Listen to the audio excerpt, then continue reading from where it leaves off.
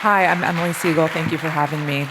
So I co-founded Nemesis, which is a strategic consultancy, and we help ambitious founders and brands understand cultural change, design, and brand specificity. And we also present our own original research, some of which I will be sharing with you for the first time today. It's called Brands After Vibes. No one's really heard any of this yet, so you're in for a treat, I hope. This talk could also be called Branding in the Days of Slop, which is, of course, the low-grade AI material we find ourselves surrounded by online these days. And the provocation for this talk was a TikTok video about the idea that storytelling and branding might be totally outmoded and sometimes a vibe is enough. And this video goes on to say that in the fire hose of information today, your brand shows up in a 2-second moment between footage of catastrophic climate change and a monkey that learned to do makeup tutorials.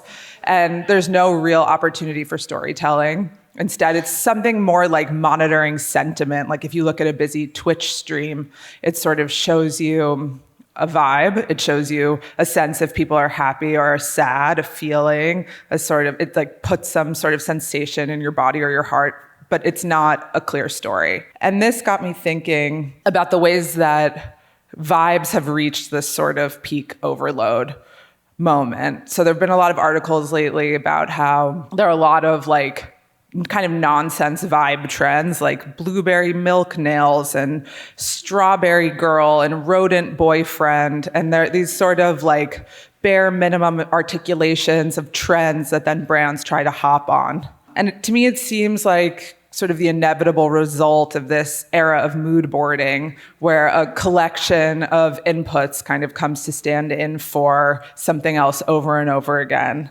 It's become almost like an absurdist consumer hobby at this point, articulating these different types of mood boards and sort of vibes. And of course, it's also a part of our sort of everyday algorithmic reality. So this is from Spotify, of course. And, it's led a lot of us to this feeling that there's no there. Like too much stuff looks the part, but doesn't really feel the part. And that was the provocation for this piece of research. So we're post-peak vibe. Here's a little graph. Once Camry's major ad campaign is all about vibes, it's gotten as mainstream as possible. And also, wouldn't it really be something if someone told you that your vibe is a Camry vibe? This is another great example of vibes-related comms. Beats don't kill my vibe. And then, just as mainstream as an Instagram CTA, so current vibe is what you're asked to provide in that little circle. Then there's also Margiela Vibes perfume, which is slightly classier, and it's just everywhere. And this is just from a Reddit thread, kind of trying to figure out for people who are new to speaking English what a vibe is. And a vibe is a feeling, and a vibe has something to do with belonging.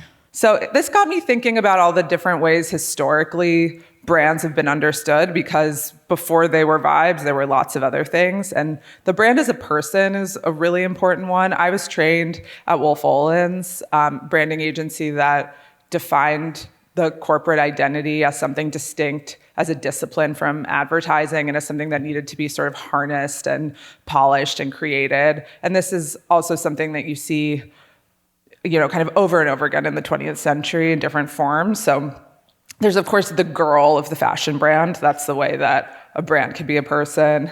There's the energy of a mascot. There's something like Siri, or now like Claude, the kind of personified different technologies that become their own characters. And then there's the OG way that the personality of a brand was articulated. This was one of Wolf Olin's first brands, Apple Records, for the Beatles. So just by image and text and logo.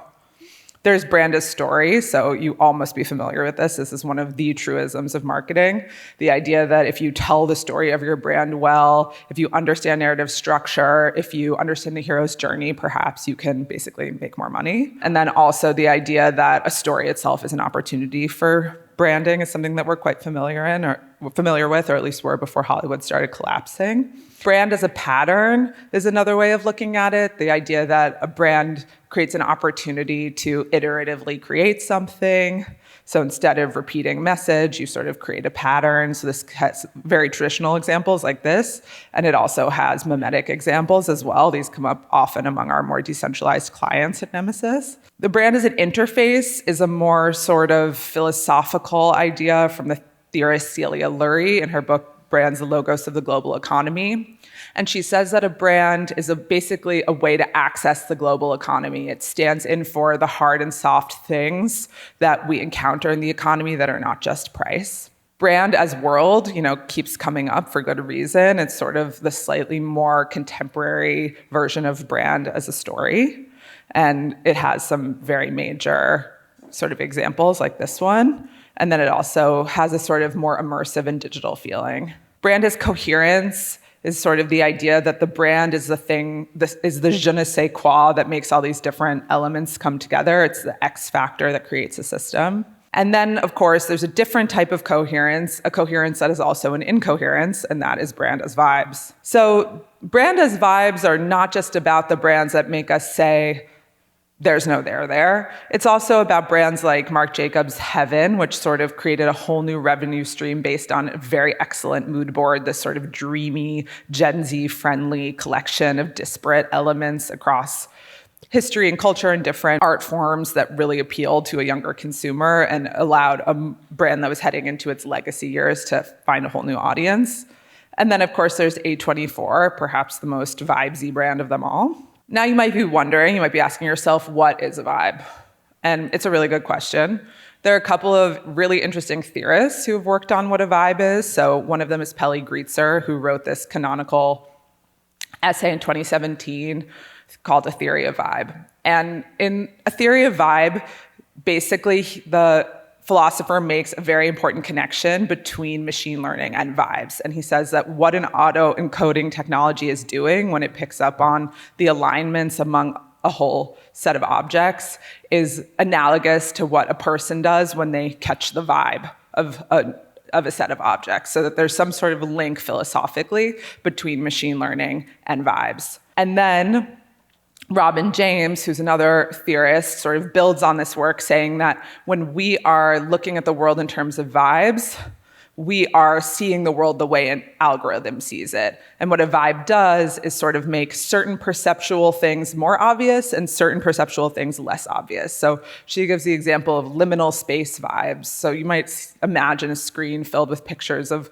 liminal spaces, lobbies, places that look kind of like empty and ominous, that might have a void, that might not have many people in them. The actual pictures might not be all that similar, but when you tag them as liminal space vibes, you start to see what brings them together.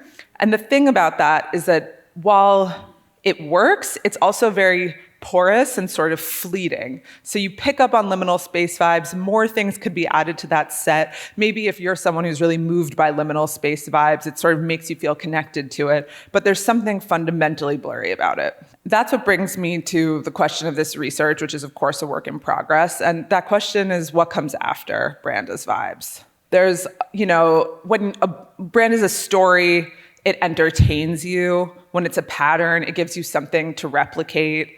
When it's a world, it sort of gives you an opportunity for escape. But vibes keep bleeding out. Like there might be a sense of belonging for a moment, but then, the kind of endless replacement of one thing for another leaves us feeling a little bit dissatisfied. If you might try and buck the trend by going to the opposite thing, you might say, okay, vibes are super contemporary. They're based on this like maxed out mood board culture. Let's do the most sort of like OG heritage authentic thing. But of course, heritage itself is a vibe. Nothing kind of escapes this like constant vibe machine.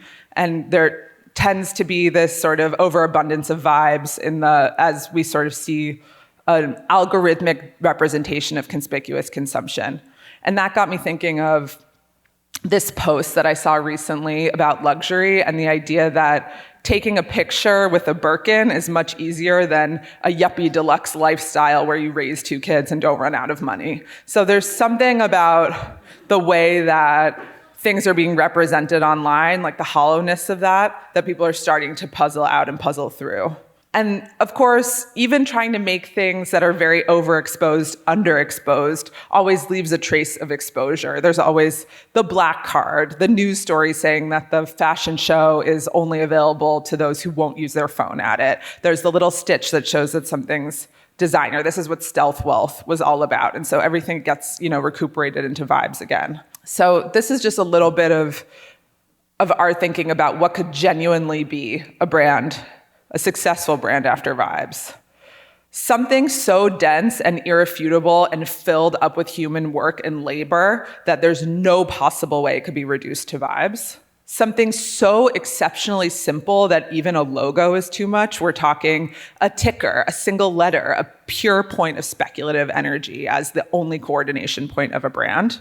Or something like Dazzle, which is the face paint or makeup that makes it impossible for face recognition software to pick up your own face. A brand that is so totally incoherent that it escapes detection by the algorithm altogether.